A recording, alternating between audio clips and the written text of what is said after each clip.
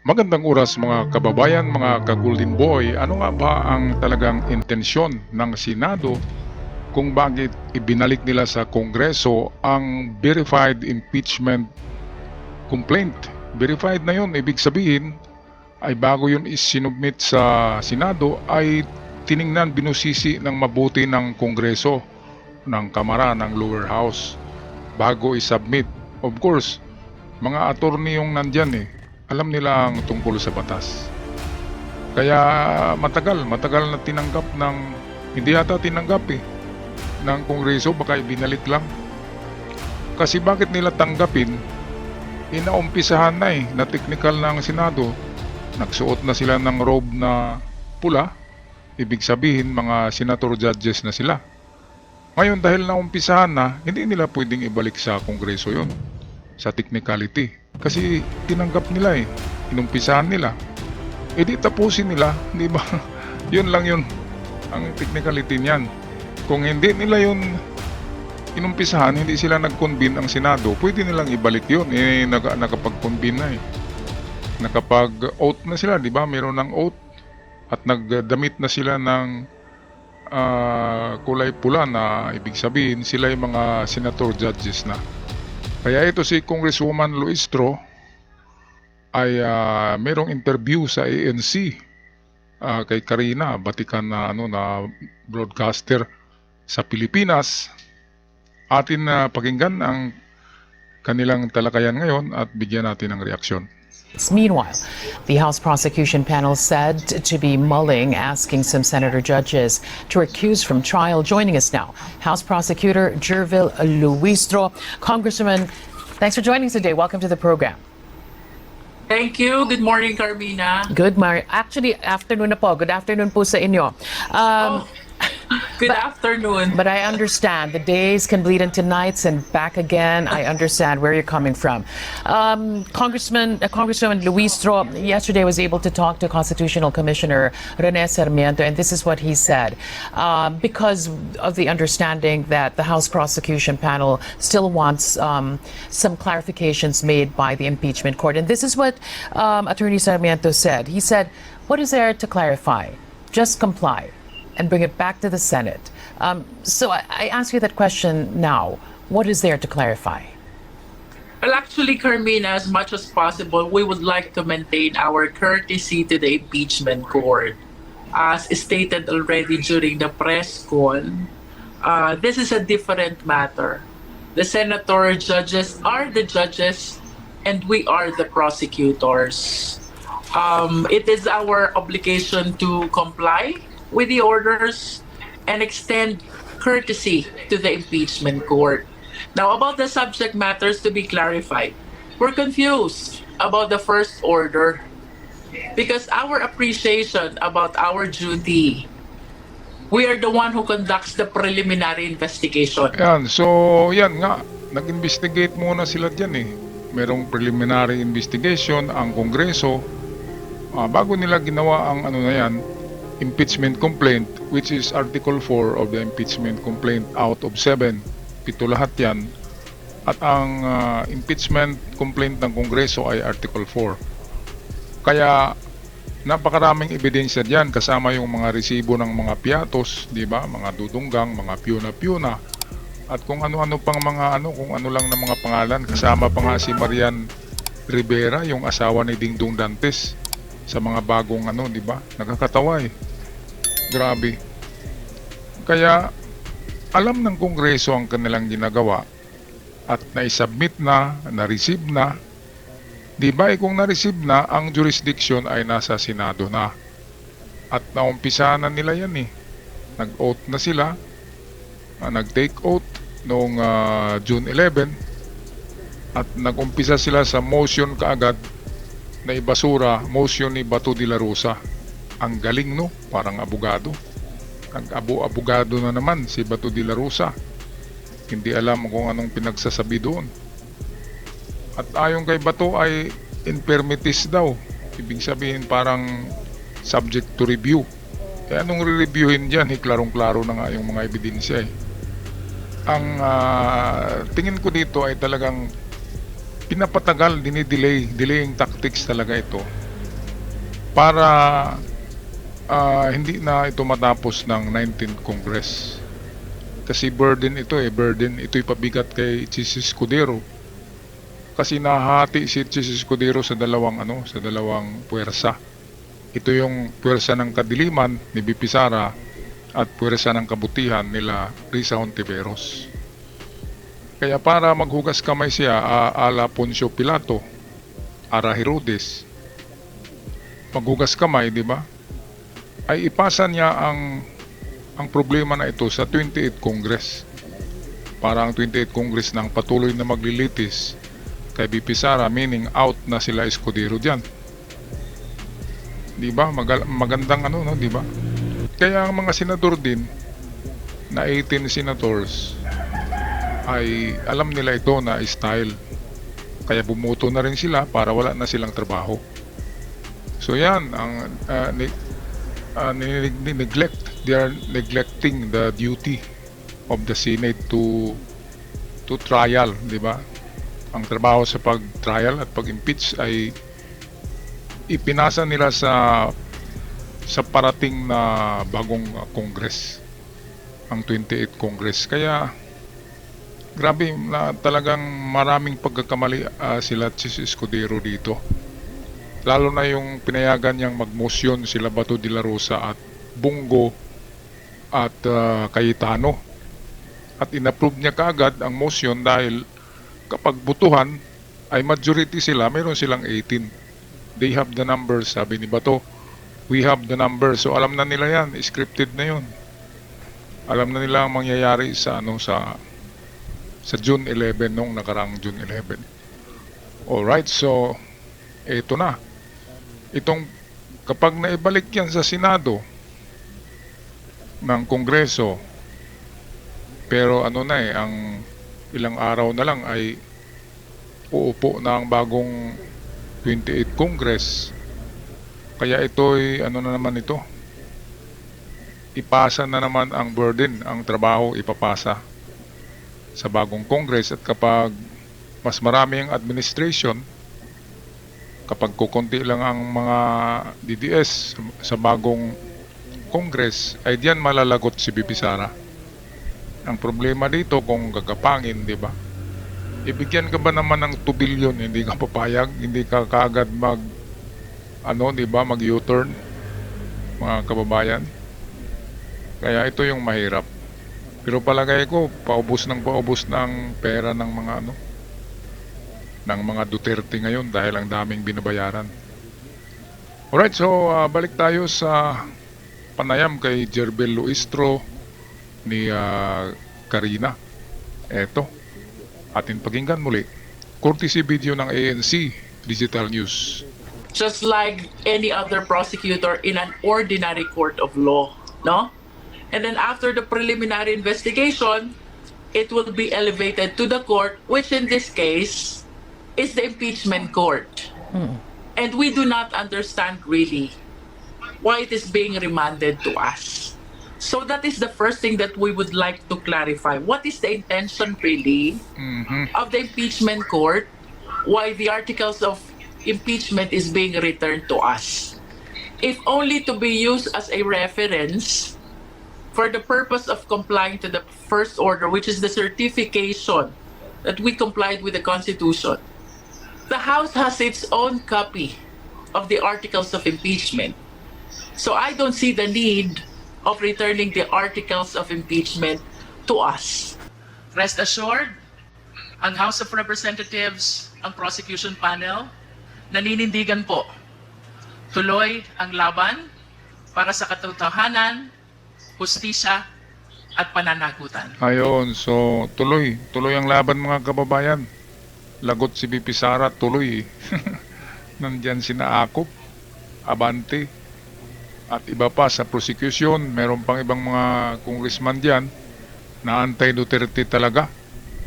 Kaya kapag makapagsalita ng prosecution at makapagpakita na ng ebidensya, ay diyan na matulala. Diyan na matulala yung BP Sara. Matulala siya, matuliro. Mablangko yung isip.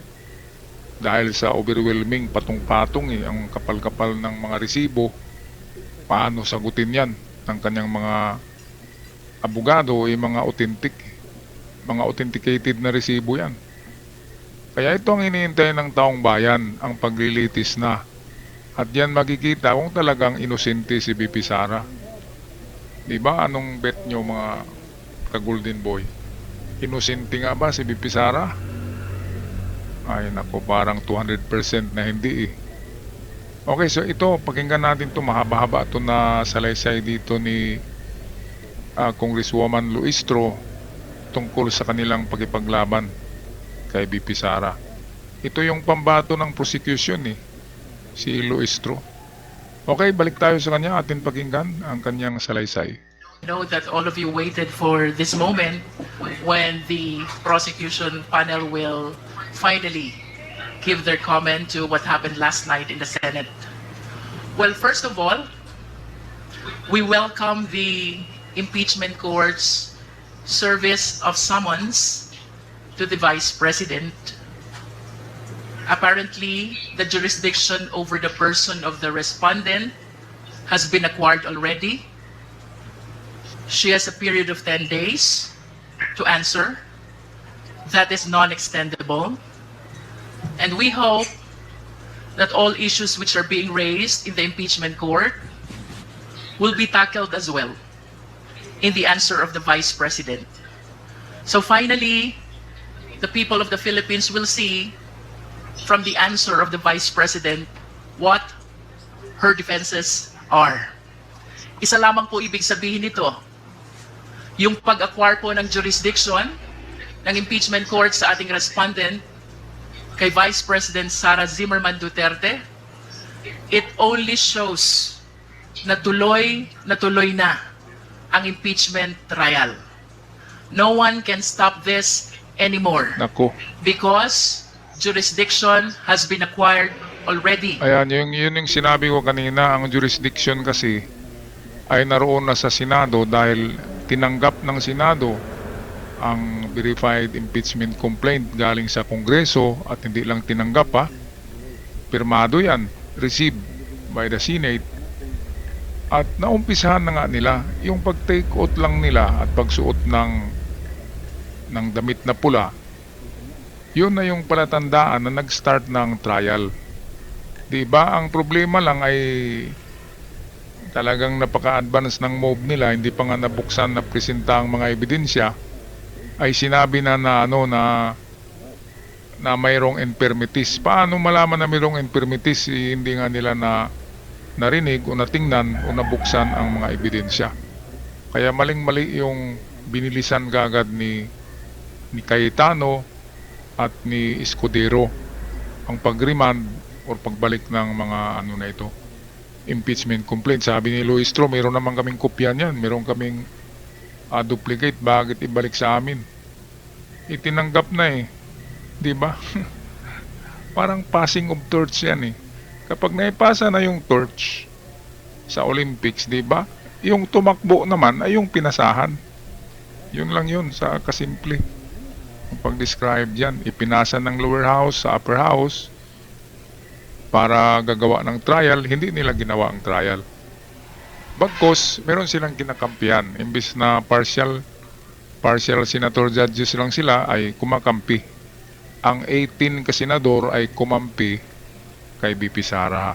Yan yung Consuelo de Bobo ng Escudero 18. Yung Escudero 18, yun ang kanilang Consuelo de Bobo kay BP Sara, na at least masaya si BP Sara, di ba? Pasayaw-sayaw kaagad, tiktok-tiktok.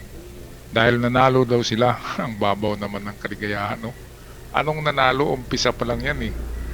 Kung larong chess yan, sila nga yung unang nakamove ng maganda, pero hindi nila alam na mas magaling sa laro ng chess ang Kongreso. Di ba, mga kababayan, ano sa tingin nyo dito? Lalo na pagdating sa 28th Congress, merong senador na dalawa eh. Si Kiko Pangilinan at si Bam Aquino. Ito yung mga anti-Duterte, kaya mayroon na agad na dagdag, di ba? Hindi na lang 5 yung minority, ay baka majority na. Baka mas marami pa ang kakampi ni Hontiveros sa 28th Congress. Alright, balik tayo kay Congresswoman Luistro. By the impeachment court over the person of the respondent.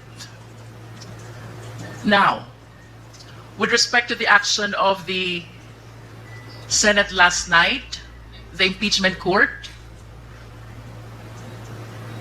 requiring us to issue a certification about the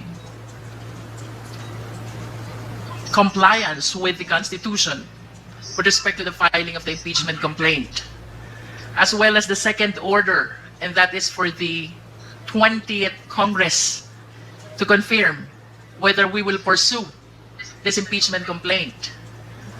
Medyo ang prosecution panel po ay nalalabuan dito sa naging order ng impeachment court kagabi. So we resolve to seek the clarification of the impeachment court.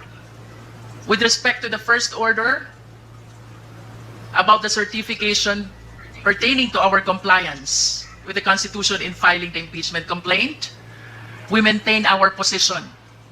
Sumunod po kami fully and strictly to the requirements of the Constitution. Ayan.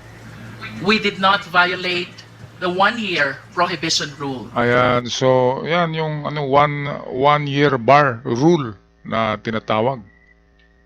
Kaya baka ang Senado ang hindi nakakaalam sa batas ng konstitusyon, di ba?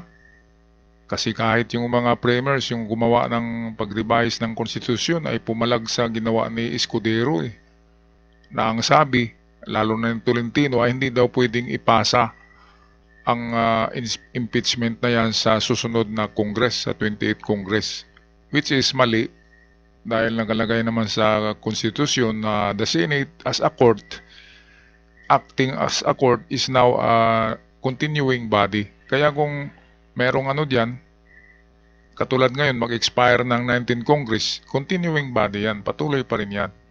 Kasi korte na yan ang Senado ay nagbihis na sila yung mga judge, ibig sabihin nagiging korte. At ang susundin ay ang law of the court sa paglilitis, di ba? Yun lang yun. Simple lang yun, pero binabaluktot kasi nila Cayetano, ni Tolentino, dahil magaling daw sila.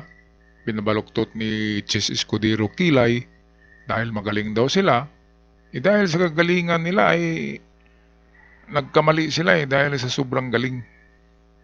Galing o galing-galingan. Sabi nga ni Luke Espiritu, attorney din si Luke Espiritu attorney ng masa yan. Sabi ni Luke Espiritu, naggaling-galingan ng mga abogado. Abogado daw si abogado naman talaga yan, pero yun nga, magtaka tayo. Bakit nila, binabaluktot nila ang nakasulat? Binibigyan ng ibang kahulugan ang mga artikulo ng impeachment na nariyan sa ating saligang batas. Alright, tapusin na natin ang video with Congresswoman Luistro. With respect to the second order, it is impossible to be complied with because, first of all, 20th Congress doesn't exist yet. Tama. Tayo po ay nasa ika-11 na kongreso pa lamang. Tama. Mag-a-adjourn pa po and we will be looking forward na mag-convene naman ang pa-20 kongreso ng Pilipinas. That will be on July 28, simultaneous with the SONA. I wish to add, nakatanggap po tayo ng liham, or should I say, nakakita ng liham from the social media that the anticipated presentation of the articles of impeachment is cancelled. Ang sabi po ng ating presiding officer ng impeachment court, the referral of the verified complaint to the impeachment court mooted already the presentation and the reading of the articles. This will be part of the clarification that we will be seeking from the impeachment court. Sapagkat batid po natin na itong presentation ng articles ay bahagi ng Senate Rules on Impeachment. And we seek the guidance, we seek the enlightenment Tama. of the impeachment court so we can properly comply to the order that they issued last night. Ayan, so yan nga yung kulang yung presentation. Hindi pa. Bali kung regalo yan, kung regalo na nakabox, hindi pa nabuksan yung wrapper, yung box, ay nasabi na nila kung ano ang laman. Nakakatawa naman. Kasi kapag judge ka, dapat assume mo na wala kang alam sa nangyayari para meron kang partiality, para partial ka lang. Kasi kung alam mo na, kikiling ka talaga sa gusto mo, di ba? Kung sino ang papaboran mo, BP Sara ba o ang taong bayan. Ang senador nga pala ay nagtrabaho yan para sa taong bayan. Ang mga senador ay hindi yan nagtrabaho para kay Digong, para sa mga bossing, kundi nagtrabaho para sa taong bayan. Kaya dapat lang na sundin kung ano ang mandato ng taong bayan, di ba? Yung mga sumisigaw sa daan, sa labas ng gate ng Senado, yun ang pakinggan ni Chis Escudero, hindi yung si Tolentino at Bato. Grabe naman, oo, talaga naman. Alright, tapos na ang ating video ngayon. Narito ang panghuling sasabihin ni Congresswoman Loistro. Finally, we wish to take advantage of this opportunity upang pasalamatan po ang taong bayan. Sa lahat po ng sumusuporta sa prosecution panel, sa House of Representatives, we had a mass this morning attended by different civil society groups. May mga nakasama po tayo religious leaders. Ayan. And even victims of EJK. Ako. Maraming salamat po. Rest assured, ang House of Representatives, ang prosecution panel, naninindigan po. Tuloy ang laban para sa katotohanan, hustisya, at pananagutan. Ayan, so talagang sumusuporta ang taong bayan, no? Nandyan ang mga religious group, nandyan ang activist group, Makabayan Group, nandyan ang mga professors ng law college, law universities, nandyan ang mga estudyante, nandyan ang League of Filipino Students. Parang ano na kompleto rekado na Parang EDSA 1 na ito. Kasi kompleto na kapag sasama na ang mga religious groups, ay malaki ang rally yan kapag nangyari yan. Nandiyan pa yung mga aktivista, di ba? Kaya ito, napaka-thrilling kung ano ang magagawa ng Kongreso ng prosecution led by Congresswoman Loistro bago po, kung anong magawa nila bago po ang 28th Congress, at sana si Tito Soto, Tito Sen ang magiging Senate President sa 28th Congress at hindi si Escudero. Diba? Kasi magbutuhan pa rin yan. At kapag si Tito Sen, wala na. Paktay na si BP Sara dyan. Mga kababayan, tiyak yan. Alright, so ako'y magpaalam na at pag-comment na lang sa inyong mga saloobin sa ating comment section, at sa mga bago pa lamang nakabisita sa ating channel, huwag kalimutan mag-subscribe para tayo'y palaging updated. Hindi lang yan, ay malaking tulong para sa aming content creator. Maraming salamat.